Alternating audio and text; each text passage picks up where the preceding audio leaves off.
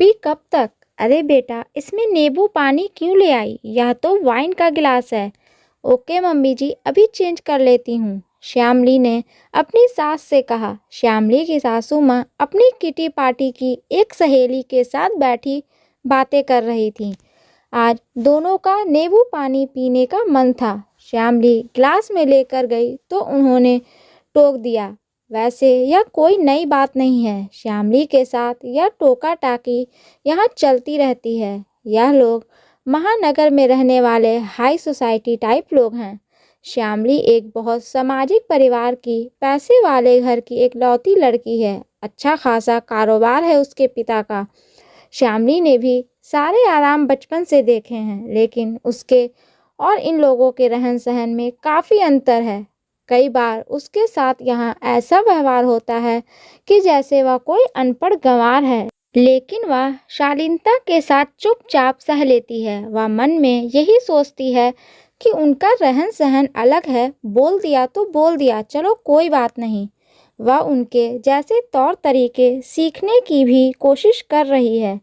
उसके मन में कई बार यह सवाल तो आता है कि इन लोगों ने अपने जैसी रहन सहन वाली लड़की से अपने बेटे की शादी क्यों नहीं करी।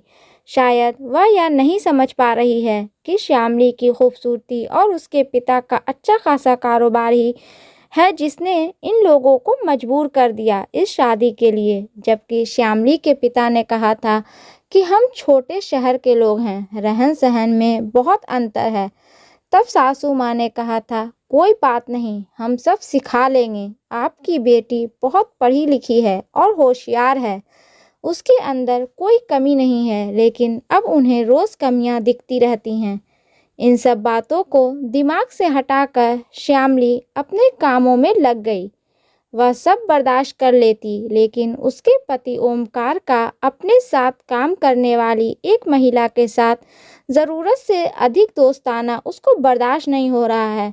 जब भी वह कुछ कहने की कोशिश करती तो वह पूरा घर यही कहता कि अरे साथ में काम करने वालों से दोस्ती तो होती है, तुम नहीं समझ पा रही हो, उसमें गलत कुछ भी नहीं है। उस लड़की का घर आना, इन लोगों के साथ इतना घुलना मिलना, इतनी नज़दीकी के साथ, अधिकार के साथ ओमकार से बातें करना श्यामली को अच्छा नहीं लगता है। पर हमेशा यह कह दिया जाता है इसमें कुछ गलत नहीं है। वह भी सोचने लगती है कि चलो, हो सकता है वही गलत सोच रही है, कुछ भी गलत नहीं है उन दोनों के बीच में। वह हमेशा यह सोचती है कि वह अपने नाम की तरह ही एक दिन इन लोगों के मन में भी ऐसी जगह बना लेगी और इनकी सारी शिकायतें दूर हो जाएंगी। आज का तो पूरा दिन इसी सब में निकल गया, पता ही नहीं चला कब शाम हो गई। श्यामली ने रसोई में जाकर कुक को बताया कि रात के खाने में क्या बनेगा और शाम के लिए कॉफ़ी बनाने के लिए बोल दिया। उसको पता था ओमकार के आने का टाइम हो गया है, तो सब एक साथ बैठकर कॉफ़ी पिएंगे। ओमकार ऑफिस से आ गए, कपड़े बदलकर वह भी ड्राइंग रूम में बैठ गए हैं। कॉफ़ी का इंतज़ार करने लगे। आज काफ़ी कुछ खुश नज़र आ रहे हैं। माँ पापा, मेरी कंपनी दूसरी कंपनी को टेक ओवर करने वाली है, उसके लिए मुझे दूसरे शहर जाना है। सारे बोर्ड ऑफ डायरेक्टर की मीटिंग रखी गई है। मीटिंग के बाद एक फैमिली पार्टी होगी जिसमें सबको अपनी वाइफ के साथ में आना है, बोलकर ओमकार चुप हो गया। श्यामली मन में खुश हो गई, इस बहाने उसको भी ओमकार के साथ बाहर जाने का मौका मिलेगा, वरना तो वह हमेशा काम में बिजी रहते हैं। अच्छा बेटा, ऐसी बात है तो फिर श्यामली को कुछ अच्छे कपड़ों की शॉपिंग करा दे, जैसे पार्टी में पहनने हों। ओमकार की माँ ने कहा, माँ, मैं सोच रहा था कि चांदनी को अपने साथ ले जाऊं। श्यामली उस पार्टी में सेट नहीं होगी। मुझे लगता नहीं है कि श्यामली को कोई प्रॉब्लम होगी अगर चांदनी मेरे साथ जाए वहाँ। कौन जानता है कि चांदनी मेरी वाइफ नहीं है। यह सुनकर श्यामली तो सन्न रह गई। वह कुछ बोली नहीं, चुपचाप अपने कमरे में चली गई। अरे क्या हुआ श्यामली, बुरा मान गई? पीछे पीछे ओमकार भी रूम में आ गए। मेरी जगह किसी और को ले जाने की बात कह रहे हैं तो मुझे दुख तो होगा ही। यह कौन सी बात है? अरे समझा करो, तुम्हारी जगह कौन ले सकता है? बस कंपनी का मामला है, ज़रा पार्टी में ले जाने की तो बात है, और तो कोई बात है नहीं। प्लीज़ तुम समझो ना। तभी ओमकार का कोई फ़ोन आ गया तो वह फ़ोन से बात करने रूम से बाहर चला गया।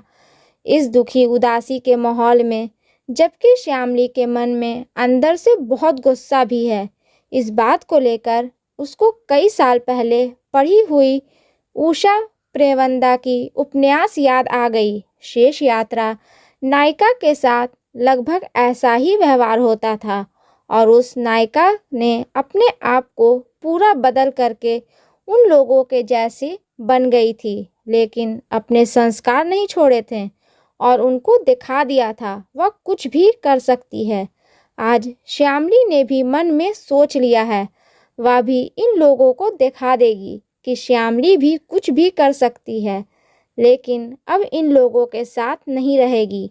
उसको इतना अपमान वो नहीं सह सकती। श्यामली ने अपने पति को साफ साफ कह दिया, चांदनी को पार्टी में ले जाना है ले जाओ, लेकिन अब से मेरा और तुम्हारा कोई वास्ता नहीं है। मुझे अपने आत्मसम्मान के साथ समझौता अब बिल्कुल बर्दाश्त नहीं है। दोस्तों, ये स्टोरी आपको अच्छी लगे तो प्लीज़ इसे लाइक करें, शेयर करें एंड सब्सक्राइब करें, और इस स्टोरी के बारे में आपकी क्या राय है हमें कमेंट बॉक्स में ज़रूर बताएं। और हाँ, बेल आइकन को प्रेस करना ना भूलें, क्योंकि ऐसे ही आने वाली स्टोरी आप तक सबसे पहले पहुंचती रहेगी। धन्यवाद।